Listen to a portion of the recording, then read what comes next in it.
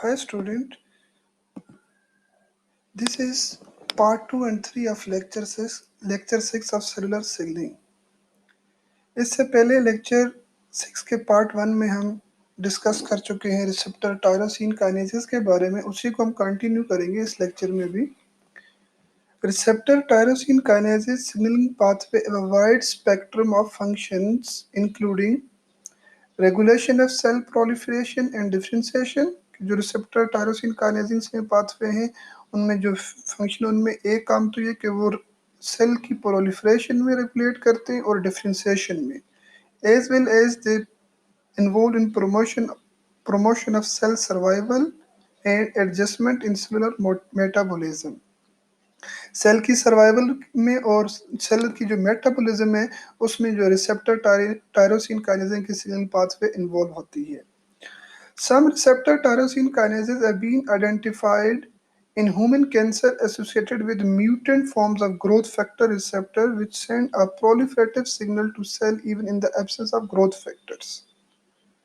वो receptor tyrosine काइनेसेस जो human cancer के साथ एसोसिएटेड उनकी जो म्यूटेड फॉर्म है उनमें से जो एक एग्जांपल है, one of such mutant receptors is encoded at the new locus that contribute to the uncontrolled proliferation of certain human breast cancer। तो ये न्यू है जो एपिडर्मल ग्रोथ फैक्टर की जो एक एग्जांपल है जो कैंसर काज करने में, ब्रेस्ट कैंसर काज करने में अपना रोल प्ले करता है।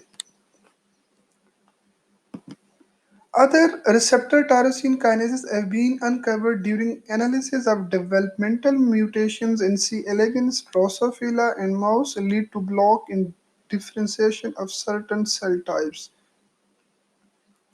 फिगर 20.28 में हम देखते हैं कि फिगर 20.28 में आप देख रहे हैं कि it shows that dimerisation and activation of most receptor tyrosine kinesis is induced by ligand binding.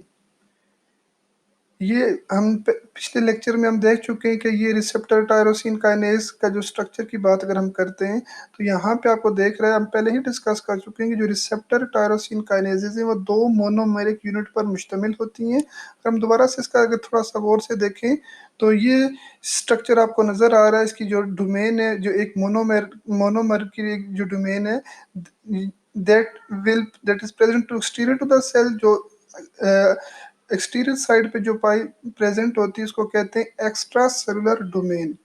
यहाँ पे आपको ये जो येलो में नजर आ रही है रीजन में ग्रीन शॉर्ट सी डोमेन नजर आ रही है, इसको कहते हैं transmembrane alpha helix, while their domain which is present toward the cytosolic side is called as cytosolic domain। और cytosolic domain में कुछ जो पार्ट है ये आपको जो नजर आ रहा है that part is called as kinase catalytic side. ये जो साइटोसोलिक डोमेन का जो पार्ट है ये काइनेज कैटालिटिक साइड में रोल प्ले करता है। और एक्स्ट्रा सेलुलर डोमेन में this region is called as ligand binding site के जो ये लाइगेंड्स हैं ये आके जो सिग्नलिंग मॉलिक्यूल हैं वो यहाँ पे एक्स्ट्रा सेलुलर बाइंडिंग डोमेन में आके बाइंड करते हैं। So, dimerization and activation of most receptor tyrosine kinases are induced by ligand binding।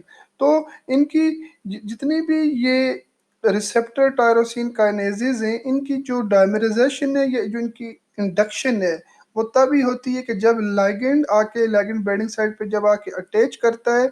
जैसे ही लाइगेंड आके बाइंड करता है तो जो रिसेप्टर है वो डायमराइजेशन की तरफ चला जाता है। अगर आप यहाँ पे देखते हैं तो ये जो दो मोनोमर हैं ये जैसे ही लाइगेंड अटैच करता है लाइगेंड बाइंड हो जाता है लाइगेंड बाइंडिंग साइट पे, तो जो दो मोनोमोरिक यूनिट है रिसेप्टर टायरोसिन काइनेजेस की वो आपस में अटैच हो जाती हैं।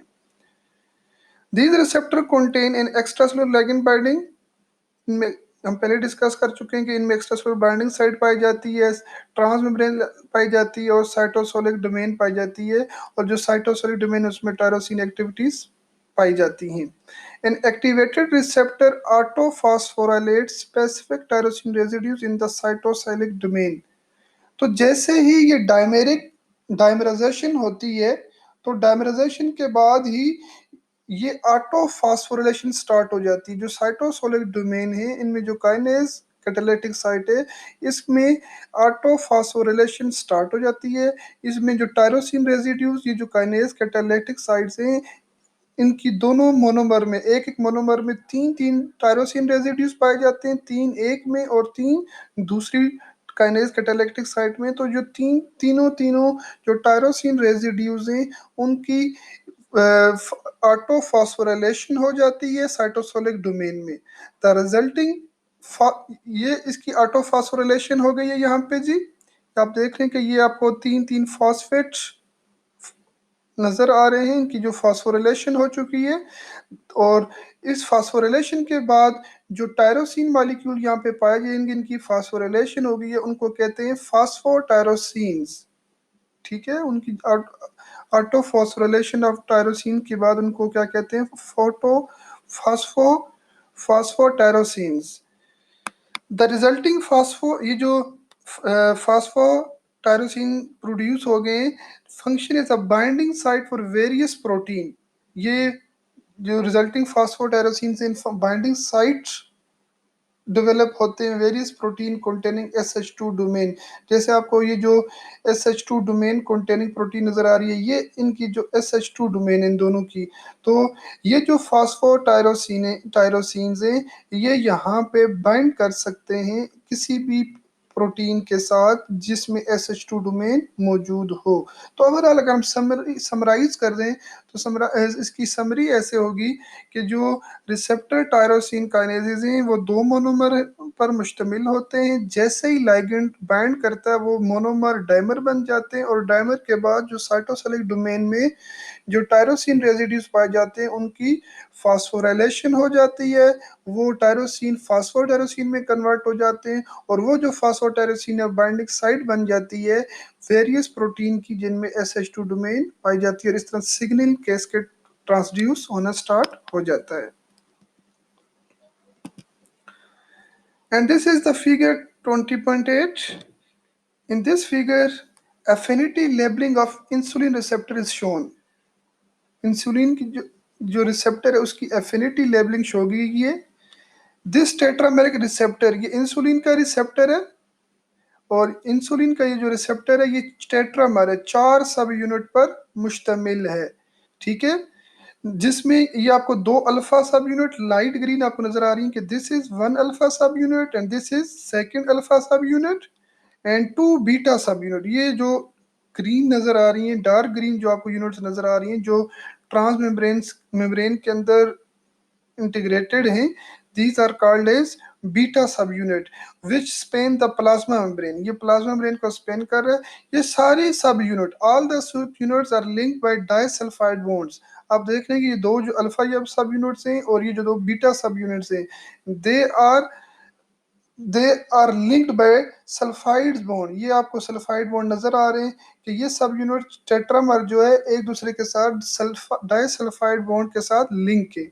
When insulin is bound to the receptor, ठीक है जी। और जब आप देखते हैं कि जैसे ही इंसुलिन यहाँ से बाउंड करता है, ये फ्री इंसुलिन है, और इसकी binding site of, this is the binding site of insulin, और ये इंसुलिन रिसेप्टर है। बाइंडिंग साइट ऑफ इंसुलिन में एक अमाइनो टर्मिनल आपको नजर आ रहा है कि एक अमाइनो फ्री अमाइनो ग्रुप नजर आ रहा है हार्मोन रिसेप्टर्स के ऊपर। ठीक है, तो when insulin is bound to the receptor, जैसे ही इंसुलिन रिसेप्टर पे बाउंड करती है, free amino group on the hormone, ये आपको नजर आ रहा है कि ये अमाइनो ग्रुप हार्मोन पे आपको नजर आ रहा है, free amino group on the hormone and free amino group on the receptor. Insulin receptor proteins are brought close enough. ठीक है, वो एक दूसरे के बहुत क्लोज आ जाते हैं। जैसे ही क्लोज इनफ होते हैं together to be covalently joined by cross linking agent. तो आप देख रहे हैं कि insulin non covalently cross link to receptor site. ठीक है, ये नॉन कवलेंटली लिंक हो गया इंसुलिन किसके साथ, रिसेप्टर साइड के साथ, और उसके बाद ये कवलेंटली बॉन्ड, ये नॉन कवलेंटली बॉन्ड हुआ था, और फिर ये जो क्रॉस लिंकिंग एजेंट है इसने insulin covalently cross link to receptor वाला लिंकिंग एजेंट, ये जो क्रॉस लिंकिंग एजेंट है इसने इंसुलिन को उसके रिसेप्टर के साथ बाइंड कर दिया है। इसी तरह अगर आप थोड़ा डिटेल में देखें तो बी फिगर में देखते हैं तो if the insulin is radio labelled, अगर इस इंसुलिन को रेडियो लेवल कर दिया जाए, then the cross linked hormone will remain attached to the receptor. ये जो क्रॉस लिंक्ड हार्मोन है, ठीक है, ये रिसेप्टर के साथ अटैच रहेगा through out isolation and purification procedure. ठीक है, ओवरऑल ये जो क्रॉस लिंक मॉलिक्यूल जो रिसेप्टर के साथ बाइंड है, तो अगर उसकी आइसोलेशन की जाए और प्यूरिफिकेशन की जाए तो ये वहां पे इजीली डिटेक्ट हो सकता है रिसेप्टर के साथ।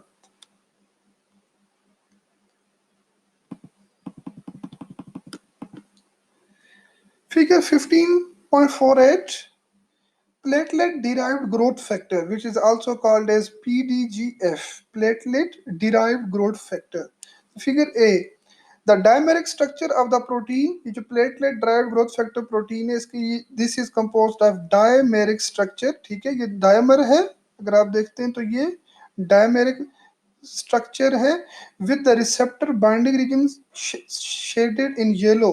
ये जो येलो रीजन है, ये रिसेप्टर बाइंडिंग रीजन है। The dimer is held together by three disulphide bond. जो यहाँ पे नजर आए नहीं, नजर शो नहीं किए गए कि ये जो दोनों डायमर आपस में तीन डाइसल्फाइड बॉन्ड के जरिए आपस में अटैच्ड है। Because platelet derived growth factor is a dimer with two receptor binding side. ये आप देख रहे हैं बी डायग्राम में, बी फिगर में आप देखते हैं तो इसमें जो प्लेटलेट डिराइव्ड ग्रोथ फैक्टर है, इसमें दो रिसेप्टर बाइंडिंग साइड्स हैं। It can cross link adjacent receptor, ये क्रॉस लिंक कर सकता है एडजेसेंट रिसेप्टर पे रिसेप्टर्स में to initiate the intracellular signalling processes. तो इसमें ये जो पीडीजीएफ रिसेप्टर्स हैं, ये डायमर्स हैं, इनमें दो रिसेप्टर साइट्स मौजूद हैं, तो ये वो आके यहाँ पे क्रॉस लिंकिंग कर सकते हैं। Nerve growth factor that is NGF as well as the other protein of the neurotrophin family function as a dimer that cross link the receptor tyrosine kinases. तो सेम इसी तरह वो डाइमर के तौर पे काम करते हैं और वो क्रॉस लिंक कर सकते हैं रिसेप्टर टायरोसिन काइनेसिस के टाइम पे वो क्रॉस लिंक कर सकते हैं। दो receptor tyrosine kinases were first recognized during 1970s. The mechanism by which these receptor transduce signals have been elucidated only during past few years. इनका जो मैकेनिज्म है रिसेंटली वो इलिसिडेट किया गया है साइंटिस्ट ने। Following four different experimental approaches have provided important insight into these mechanism. चार different experimental approaches के जरिए इनका जो मैकेनिज्म है उसको इंसाइट किया गया है। वो चार डिफरेंट मैकेनिज्म एक्सपेरिमेंटल अप्रोचेस क्या हैं? उनमें सबसे जो पहली एक्सपेरिमेंटल अप्रोच है that is identification of substrate phosphorylated by receptor tyrosine kinases. जितने भी वो जो जिस सबस्ट्रेट को वो फॉस्फोराइलेट करते हैं उसको आइडेंटिफाई कर लिया जाए। दूसरा, identification of proteins that bind to specific phosphotyrosine residues in the cytosolic domain. जो प्रोटीन है उस प्रोटीन को जो बाइंड करती है स्पेसिफिक रेजिड्यूज में साइटोसोलिक डोमेन में, उसको आइडेंटिफाई कर लिया जाए।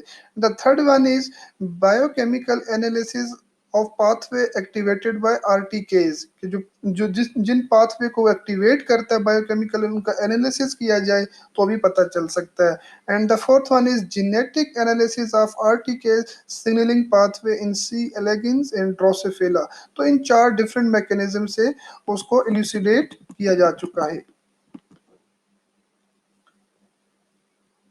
The insulin receptors and regulation of blood glucose. Now we have to discuss about the insulin receptor, कि जो इंसुलिन जो रिसेप्टर्स हैं और जो ब्लड ग्लूकोज को रेगुलेट कैसे करते हैं। इन एनिमल्स सब्जेक्टेड टू स्ट्रेस और exercise, in an animal subjected to stress or exercise, अगर epinephrine induce a wide array of response including an increase in blood glucose level। अगर इन कोई भी जानवर हो उसमें स्ट्रेस आ जाए, एक्सरसाइज कर जाए, तो उसमें जो एपिनेफ्रीन है वो बहुत सारे डिफरेंट किस्म के रिस्पॉन्सेज एक्टिवेट करता है, जिनमें एक including increase blood glucose level, जिसमें से एक है कि जो ब्लड ग्लूकोज लेवल है वो क्या हो जाता है, इंक्रीज हो जाता है, जो ब्लड ग्लूकोज लेवल की इंक्रीजमेंट आ जाती है। अब हम इसको डिटेल में फिगर 20.25 में देखते हैं। यहाँ पे हम देख रहे हैं, इस फिगर में दिखाया जा रहा है कि regulation of glycogen break down and synthesis by CMP in liver and muscle cells. इस डायग्राम में हम देखते हैं कि जो ग्लाइकोजन की जो ब्रेक डाउन है वो हम देखेंगे लिवर और मसल सेल्स में। जैसे यहाँ पे शो किया गया है, an increase in cytosolic CMP, cyclic AMP activate cyclic AMP dependent protein kinases। इससे पहले हम यहाँ पे ये देख रहे हैं कि I stand for inactive form of enzyme. जहाँ जो आपको ये I नजर आएगा इसका मतलब ये कि जो एंजाइम है वो इनएक्टिव फॉर्म में, और जहाँ आपको A नजर आएगा वो क्या शो करेगा कि जो एंजाइम है वो एक्टिव फॉर्म में आ चुका है। तो increase cyclic AMP stimulate glycogen breakdown. जैसे ही साइक्लिक एएमपी इंक्रीज होगी वो ग्लाइकोजन की ब्रेकडाउन में इन्वॉल्व होगी एंड इनहिबिट सिंथेसिस। ठीक है, तो साइक्लिक एएमपी जैसे इंक्रीज होगी तो वो ग्लाइकोजन ब्रेकडाउन को इंक्रीज करेगी और उसकी सिंथेसिस को क्या करेगी, इनहिबिट करेगी। And increase in cytosolic cyclic AMP activate cyclic AMP dependent protein kinase. तो बेसिकली होता कैसे है, सिग्नल ट्रांसड्यूस ऐसे होते हैं कि जैसे ही इंक्रीज साइक्लिक एमपी, जैसे ही साइक्लिक एमपी इंक्रीज होती है तो वो उसका सिग्नलिंग पाथवे कैसे है कि जो एडिनाइलेट साइक्लेज है, ठीक है, जैसे ही ब्लड ग्लूकोज लेवल हो जाता है तो जो एडिनाइलेट साइक्लेज है वो इन एक्टिव फॉर्म से, जो हार्मोन एपिनेफ्रिन की वजह से वो एक्टिव फॉर्म में आ जाती है, जिसकी वजह से साइक्लिक एएमपी जब एक्टिव फॉर्म में आ जाती है तो एटीपी एटीपी से एटीपी से एटीपी की डीफॉस्फोराइलेशन होती है, जिसकी वजह से साइक्लिक एएमपी जनरेट होती है। और इस साइक्लिक एएमपी की जनरेशन के बाद जो मेन रोल इसमें जो एंजाइम प्ले करता है that is cyclic AMP dependent protein kinase. ये जो cyclic AMP dependent protein kinase है which then triggers a protein kinase cascade that result in breakdown of glycogen। ठीक है, ये पूरा प्रोटीन काइनेज कैस्केड को ट्रिगर करता है जिसकी वजह से जो ग्लाइकोजन की ब्रेकडाउन स्टार्ट हो जाती है। Active cyclic AMP dependent protein kinase also phosphorylate glycogen synthase and inhibitor of phosphoprotein phosphatase।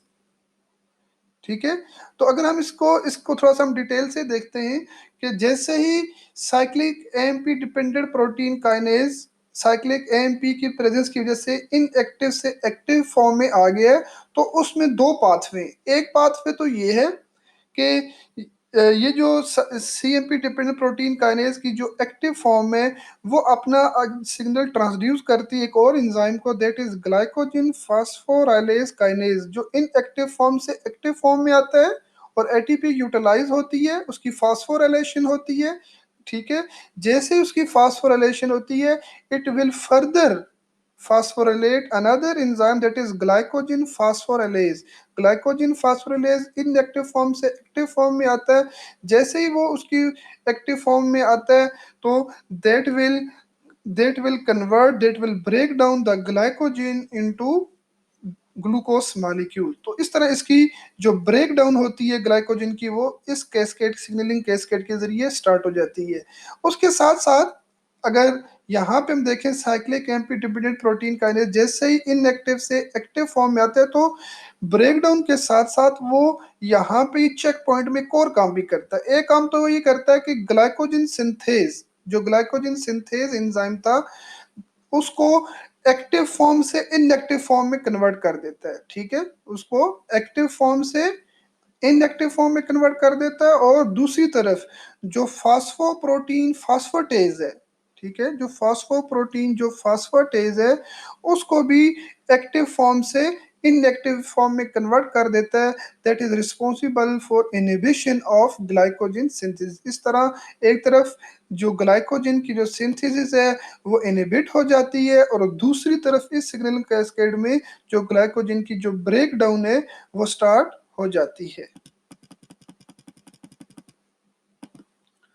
दूसरी तरफ इसमें अगर हम देखते हैं, a decrease in cyclic AMP inhibit glycogen breakdown.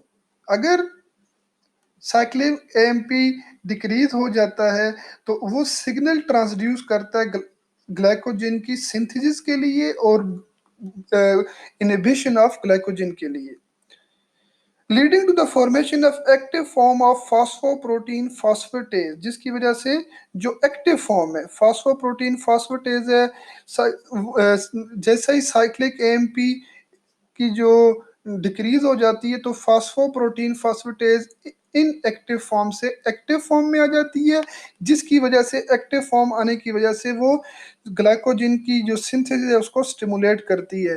तो जैसे ही वो एक्टिव फॉर्म में आती है तो जो एंजाइम है ग्लाइकोजन सिंथेज को इनएक्टिव फॉर्म से एक्टिव फॉर्म में ले आती है, जिसकी वजह से ग्लाइकोजन प्रोड्यूस या ग्लाइकोजन सिंथेसिस स्टार्ट हो जाती है।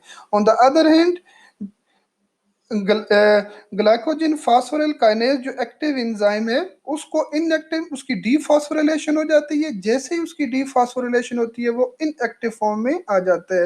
एंड जो ग्लाइकोजन फास्फोरिलेज है उसकी भी डीफॉस्फोरिलेशन की वजह से वो एक्टिव फॉर्म की एक्टिव से इनएक्टिव फॉर्म में कन्वर्ट हो जाता है, thereby inhibiting glycogen degradation. The phosphate also removes phosphate from inactive glycogen synthase, activating this enzyme and stimulating glycogen synthesis. ठीक है, तो जो phosphatase also remove phosphate from inactive glycogen, ये remove करता है इनएक्टिव ग्लाइकोजन से phosphate को remove कर देता है ग्लाइकोजन सिंथेज से, activating this enzyme and stimulating glycogen synthesis. तो इस तरह जो ग्लाइकोजन की जो सिंथेसिस है वो स्टार्ट हो जाती है।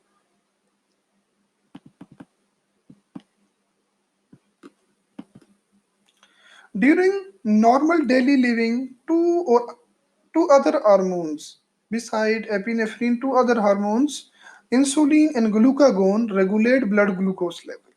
इंसुलिन और ग्लूकागोन ब्लड लेवल की जो रेगुलेशन है उसको कंट्रोल करते हैं। Both hormones are produce by cell within the islets of Langerhans cell cluster scattered throughout the pancreas। अगर हम ये देखते हैं तो ये जो स्ट्रक्चर्स ऑफ आइसलेट्स Langerhans में जिसमें आप देख रहे हैं कि cell structure of islets of Langerhans in red pancreas, consecutive series section of in islets were stained with stainer और fluorescent antibodies to insulin.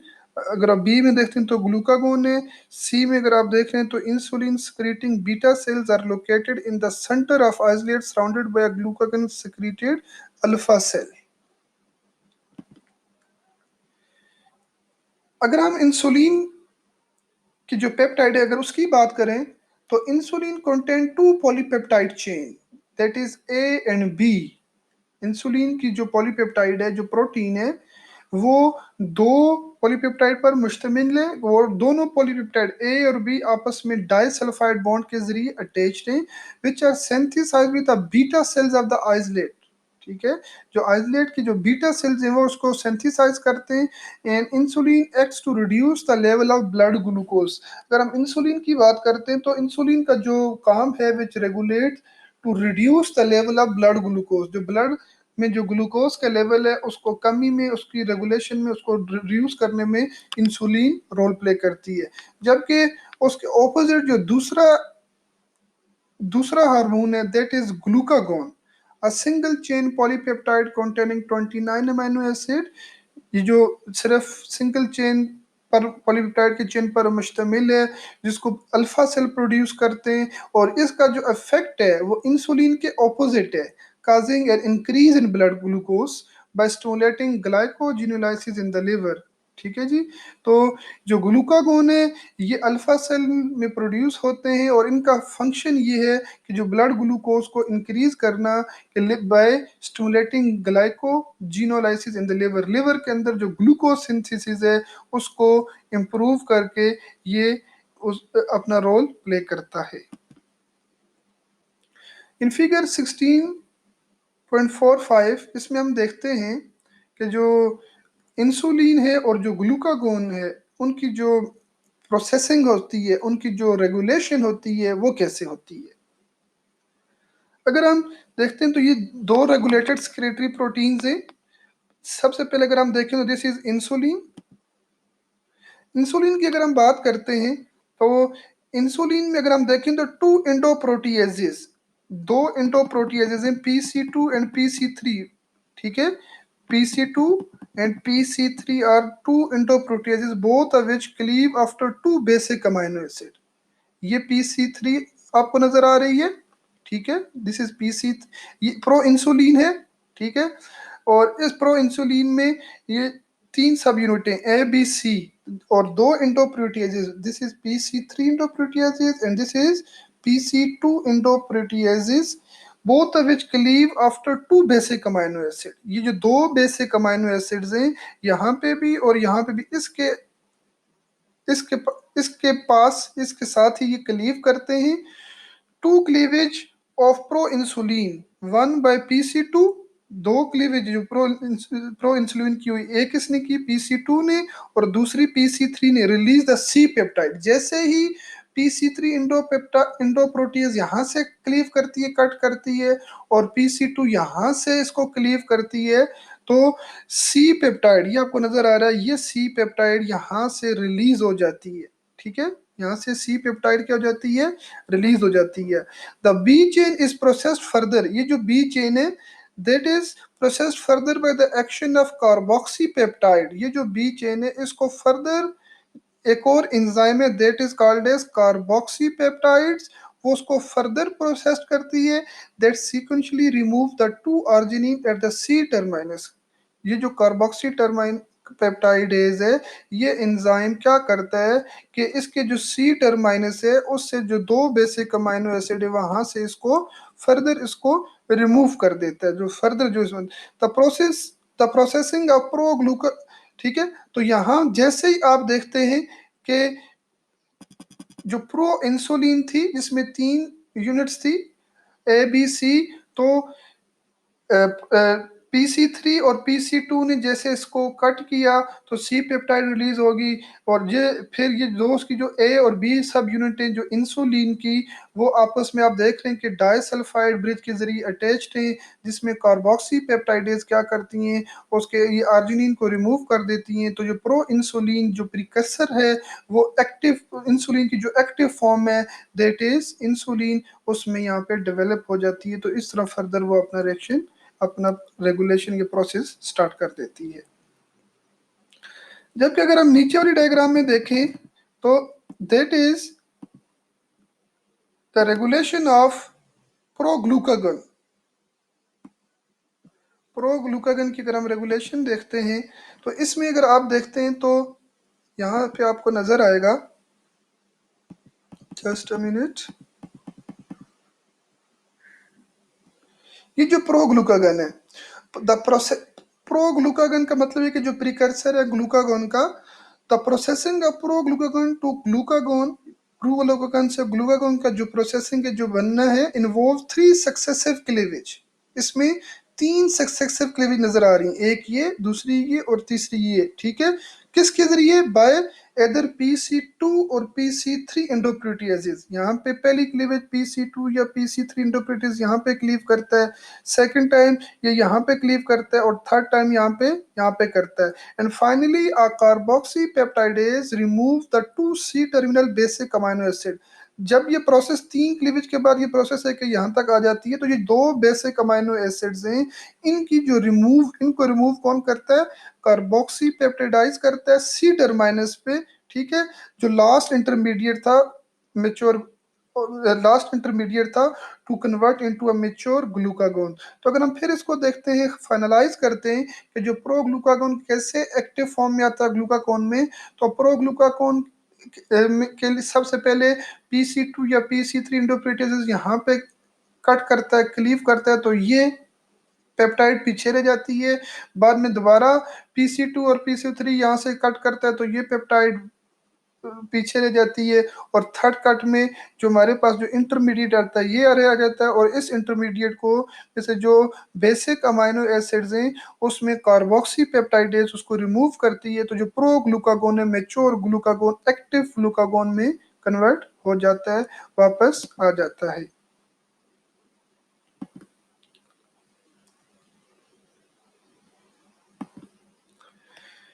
Each isolate function as an integrated unit, delivering the appropriate amount of both hormone to the blood to meet the metabolic need of the animals. Hormone secretion is regulated by a combination of neuron and hormonal signal कि जो जितने भी जो hormone की secretions है ये इसकी जो रेगुलेशन है वो न्यूरॉन और हार्मोनल सिग्नल दोनों ही कंट्रोल करते हैं of the hormones that affect blood glucose level insulin is the most important blood glucose level में सबसे जो इम्पोर्टेंट हार्मोन है that is insulin. Although the insulin receptor exhibits kinase activity and thus is classified as a receptor tyrosine kinase, the signal transduction pathway initiated by insulin binding differs significantly from other RTK mediated pathway. तो वो differ करता है उसकी जो signaling pathway है जो बाकी receptor tyrosine kinases receptors हैं उनसे वो differ करता है उनकी signaling pathway में. Now the next topic is insulin has short-term effect on glucose and long-term growth promoting effect. That is very interesting. कि जो इंसुलिन है इसका जो इफेक्ट है ग्लूकोज पे वो शॉर्ट टर्म में जबकि जो लॉन्ग टर्म जो इफेक्ट है that effect is on growth promoting effect. Insulin acts on many cells in the body to produce both immediate and long term effect. Insulin दोनों role play करता है short effect भी और long effect भी different body cells में. इस table में हम देखते हैं कि इंसुलिन का एक्शन अगर सेकंड्स में है तो वो क्या हो सकता है. Binding to the insulin receptor insulin के रिसेप्टर से बाइंड कर देता है फिर रिसेप्टर की ऑटोफॉस्फोरिलेशन हो जाती है एक्टिव उसके अलावा activation of the receptor protein tyrosine kinase जो रिसेप्टर प्रोटीन टायरोसिन काइनेज है उसकी एक्टिवेशन में रोल प्ले करता है. मिनट्स में अगर हम देखते हैं उसका एक्शन क्या है एक्टिवेशन ऑफ हेक्सोस ट्रांसपोर्ट जो हेक्सोस शुगर उसकी ट्रांसपोर्टेशन में एक्टिवेशन में रोल प्ले करता है. Alterations of intracellular enzymatic activities changes in gene regulation insulin induce receptor इस तरह सारे हैं. अगर अवर्स की बात करते हैं तो जो डीएनए आरएनए और प्रोटीन सिंथेसिस लिपिड सिंथेसिस में रोल प्ले करता है सेल की ग्रोथ में रोल प्ले करता है maximum down regulation of insulin receptor में अपना रोल प्ले करता है जब बात अवर्स तक चली जाती है. Now in this diagram figure 20.47 we have to discuss about the regulation of glucose uptake into adipocytes by insulin कि जो ग्लूकोज के जो अपटेक है एडिपोसाइट्स में उसको इंसुलिन कैसे रेगुलेट करता है. ये फिगर ए में अगर आप देखते हैं this is the cell in the resting form the two isoform of the glucose transporter के दो आइसोफॉर्म में GLUT1 and GLUT4 G for glucose GL and GLU for glucose and T for transporter. तो glucose transporter different है 1 से 4 तक ज्यादा भी हैं. तो इनमें जो दो ट्रांसपोर्टर्स हैं GLUT1 and GLUT4 are isoform ये एक दूसरे के आइसोफॉर्म्स हैं और these are identical in 60% of their 500 amino acid residues. ठीक है 60% तक ये एक दूसरे के साथ आइडेंटिकल हैं. ये GLUT1 आपको नजर आ रहा है और ये जो ऑरेंज कलर में और ये जो ब्लू कलर में स्काई ब्लू कलर में आपको नजर आ रहा है that is GLUT4 glucose transporter. अगर ए में हम देखते हैं फिगर ए में जब सेल रेस्टिंग स्टेज में है मोस्ट GLUT1 ट्रांसपोर्टर्स जो ऑरेंज में है are embedded in the plasma membrane. ये आपको प्लाज्मा मेम्ब्रेन में एम्बेडेड नजर आ रहे हैं. ठीक है जितनी majority of the GLUT1 transporters are embedded in the plasma membrane. The more numerous GLUT4 transporter जो आपको ब्लू में नजर आ रहे हैं कि जो ज्यादा GLUT4 ट्रांसपोर्टर ब्लू में वो मेम्ब्रेन की इंट्रासेलुलर इंडोसोम लाइक वेसिकल में मौजूद हैं. ये इंट्रासेलुलर वेसिकल्स की फॉर्म में प्रेजेंट है रेस्टिंग फेज में और ये इंसुलिन रिसेप्टर आपको नजर आ रहा है जो इनएक्टिव फॉर्म में अभी फिलहाल पाया जाता है. बी डायग्राम अगर हम देखते हैं बी डायग्राम की अगर हम बात करते हैं तो by unknown mechanism binding of insulin trigger exocytosis of the GLUT4. ठीक है जैसे ही इंसुलिन बाइंड कर दी है तो अननोन मैकेनिज्म के जरिए binding of insulin trigger exocytosis of GLUT4। ये जो GLUT4 है इनकी एक्सोस वेसिकल की एक्सोसाइटोसिस हो जाती है, resulting in a 10-fold increase in cell surface glucose transporter. ठीक है, यहाँ पे ग्लूकोज ट्रांसपोर्ट उस इसकी वजह से, एक्सोसाइटोसिस की वजह से जो ग्लूकोज ट्रांसपोर्टर्स हैं उनकी वेसिकल्स क्या हो जाती हैं, इंक्रीज हो जाती है in the rate of glucose Uptake. उनकी जो ग्लूकोज की जो अपटेक है वो इंक्रीज हो जाती है। और जैसे ही वो, और उसके बाद अगर हम देखते हैं, once the insulin signal is removed, जैसे ही इंसुलिन सिग्नल बाइंड किया था तो ये जो GLUT4 थे इनकी एक्सोसाइटोसिस हो गई थी और ग्लूकोज की अपटेक इंक्रीज हो गई थी।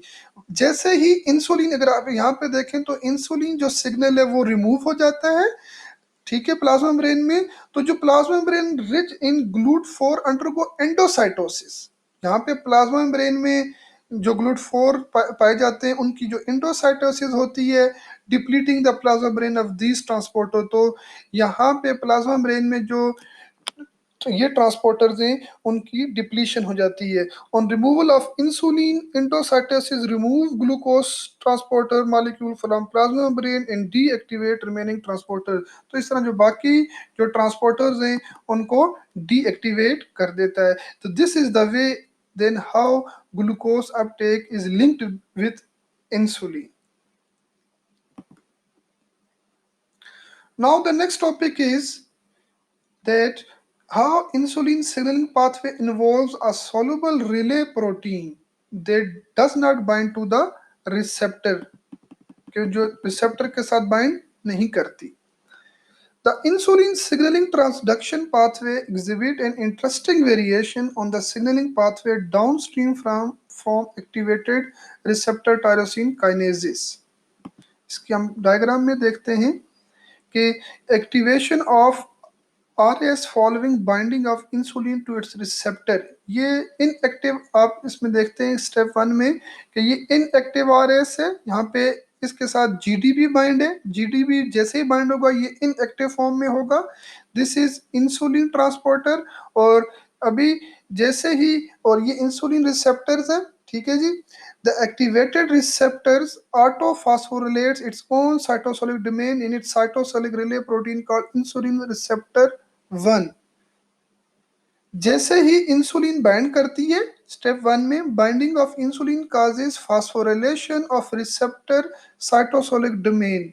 ठीक है, ये जो साइटोसोलिक डोमेन इसकी पाई जाती है टायरोसिन काइनेज की, वो उसकी ऑटो फास्फोरिलेशन होती है। और आई RS1, ठीक है, protein substrate RS1 that is called as insulin receptor substrate 1, उसकी क्या हो जाती है, ऑटोफॉस्फोरिलेशन हो जाती है। जैसे ही ऑटोफॉस्फोरिलेशन होती है तो phosphotyrosine residues on IRS1 bind SH2 domain. तो नेक्स्ट स्टेप में क्या होता है कि ये जो फास्फोटायरोसिन डोमेन है ये बाइंड करती है SH2 डोमेन के साथ। Binding of GRB2 to IRS1 couple insulin signal to inactive RS। ठीक है, जैसे ही आप देख रहे हैं कि इस डायग्राम में ये जो फास्फोटायरोसिनेज है, ठीक है, जैसे ये बाइंड करता है GRB2 के साथ, ठीक है, GRB2 जो प्रोटीन है उसके साथ जो बाइंड करता है तो ये सिग्नल ट्रांसमिट करता है इनएक्टिव RS की तरफ। थर्ड स्टेप में आप देखते हैं कि सोर्स प्रमोट, जैसे GRB2 बाइंड करती है सोर्स के साथ तो source promote dissociation of GDP। ये क्या करती है, जैसे सोर्स इनएक्टिव RS के साथ बाइंड करती है, सिग्नल भेजती है, तो that is responsible for dissociation of GDP from inactive RS। ठीक है, एंड इसको यहाँ से फिर GDP रिमूव हो जाती है। जैसे ही GDP वहां से रिमूव हो जाती है तो उसके साथ GTP बाइंड कर जाती है। ठीक है, जैसे ही GDP यहाँ पे रिमूव हो जाती है तो GTP जैसे ही बाइंड करती है तो वो जो इनएक्टिव RS था वो एक्टिव फॉर्म में आ जाता है। और जैसे वो एक्टिव फॉर्म में आ जाता है तो वो अपने जो सिग्नल है वो MAP kinase mitogen activated protein pathway के जरिए जो उसको फर्दर वो उसको ट्रांसफर कर देता है। जो mitogen activated protein, MAP stand for mitogen activated protein kinase, जो सीरिन थ्रीनीज के जो रिसेप्टर्स पाए जाते हैं उनमें वो अपना रोल वहां से आगे प्ले कर देता है। Binding of PI3 kinase to phosphorylated IRS1 leads to tenfold stimulation in its activity, accounting for the rapid rise in phosphorylated phosphatidylinositols observed in insulin-stimulated cell. Binding of GRB2 to IRS1, जैसे ही GRB2 bind करता है IRS1 के साथ, and subsequent binding of GRB2 to source protein may account for the increase in the proportion of the active RS। ठीक है, जैसे हम diagram में आगे डिस्कस कर चुके हैं कि वो एक्टिव RS की जो प्रोपोर्शन है वो इंक्रीज होता है। GTP complex following insulin stimulation, जैसे ही GTP कम्प्लेक्स फॉलो करता है वो इंसुलिन की स्टिमुलेशन में अपना रोल प्ले करता है। Insulin stimulation of target cell in liver, fat and muscle also lead to activation of MAP kinase, insulin stimulation of target cell in liver। जो insulin की स्टिमुलेशन होती है लिवर और फेट मसल सेल्स में, वो activate करते हैं map kinase को। जैसे हम पहले अभी मैं आपको बताया था कि मेप का मतलब है mitogen activated protein kinases, specific kinases हैं, further indicating that the insulin receptor is linked down stream to RS similar to other RTKs। Binding to CYP2RS1 causes marked increase in its tyrosine phosphatase activity। जैसे ही जो SIP bind करते हैं RS1 के साथ, उनकी जो phosphatase activity है वो बहुत ज़्यादा इंक्रीज हो जाती है। Activated CYP may dephosphorylate IRS1, thereby terminating signaling, but the role of this phosphate has not been conclusively demonstrated। The next topic is how insulin and glucagon work together to maintain a stable blood glucose level। कि जो insulin है और जो glucagon है वो एक दूसरे के साथ मिलके कैसे जो ब्लड का जो ग्लूकोज लेवल है उसको मेंटेन करते हैं। Glucagon is released from cells in the isolate of the pancreas in response to low level of blood glucose and low level of insulin। Glucagon release होता है पेनक्रियाज पेनक्रियाज में low level of blood glucose से और low level of insulin से। The glucagon receptor found primarily on liver cell is 7 spanning G protein linked receptor like epinephrine receptor। जो glucagon के जो receptors हैं वो लिवर सेल्स में पाए जाते हैं, सेम उसी तरह जैसे एपिनेफ्रिन के रिसेप्टर्स हैं जी प्रोटीन लिंक के साथ। It coupled to adenylate cyclase and the cyclic AMP cascade that lead to glycogenolysis and inhibition of glycogen synthesis। जैसे हम पहले डिस्कस कर चुके हैं इस डायग्राम में कि जो इंक्रीज जो cyclic MP stimulate glycogen break down, इसका CMP dependent protein kinase cascade में हमने देखा था कि जैसे ही हार्मोन अपना रोल प्ले करता है तो वो साइक्लिक एमपी की प्रोडक्शन जो होती है, साइक्लिक एमपी एक्टिवेट करता है cyclic AMP dependent protein kinase को, जिसकी वजह से फर्दर जो कैस्केड स्टार्ट होती है और वो कैस्केड डिफरेंट एंजाइम्स होते हुए ग्लाइकोजन को ब्रेक डाउन कर देती है और एट द सेम टाइम वो ग्लाइकोजन सिंथेज एंजाइम को इनएक्टिव करती है और साथ ही फास्फोप्रोटीन फास्फेटेज को भी इनएक्टिव करती है, जिसकी वजह से जो ग्लाइकोजन की जो सिंथेसिस है वो इनहिबिट हो जाती है।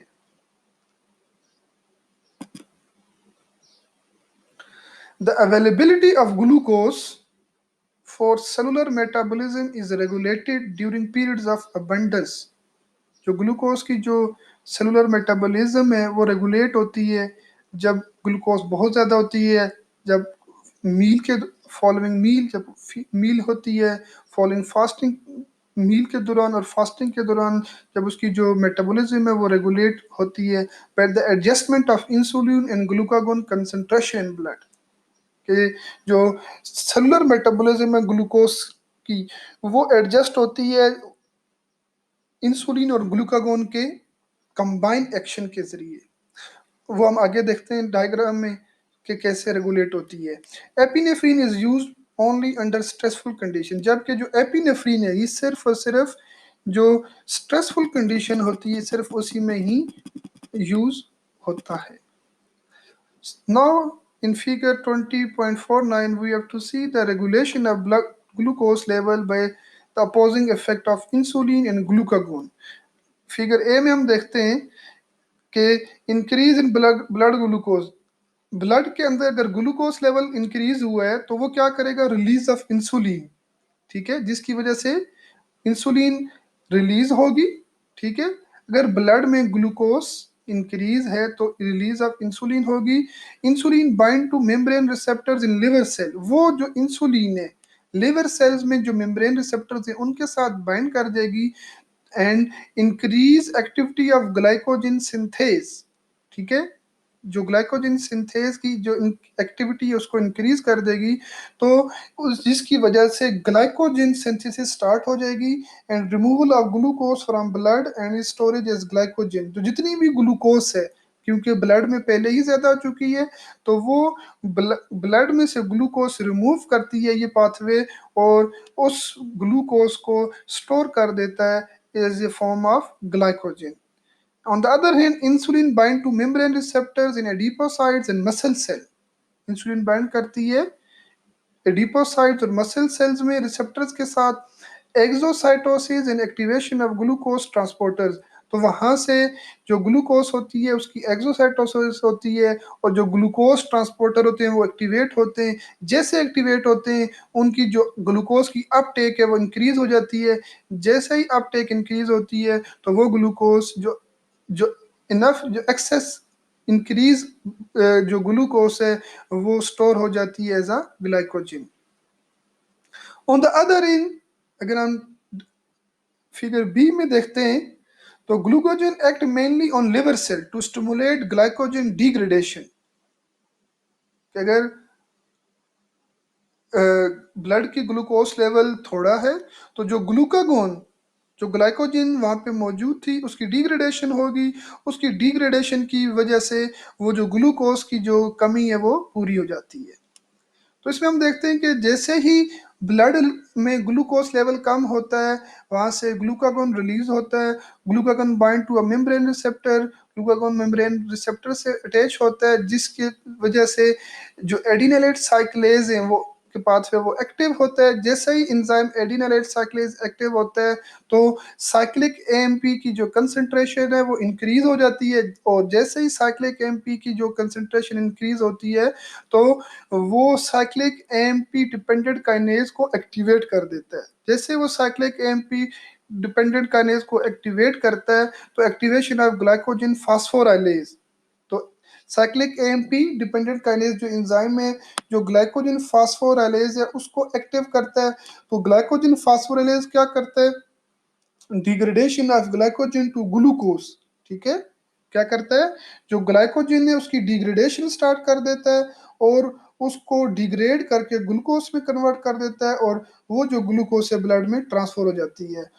उसके साथ साथ ये जो cyclic AMP dependent kinase enzyme है it is directly involve in the inhibition of glycogen synthase. जो एंजाइम है ग्लाइकोजन सिंथेज उसको स्टॉप कर देता है जिसकी वजह से ग्लाइकोजन की सिंथेसिस स्टॉप हो जाती है और ग्लाइकोजन की जो डिग्रेडेशन है ग्लूकोज में कन्वर्ट हो जाती है। इस तरह जो ग्लूकोज ब्लड लेवल में मेंटेन उसकी जो अमाउंट है जो कमी आ गई थी वो इस मैकेनिज्म के थ्रू कंप्लीट हो जाती है।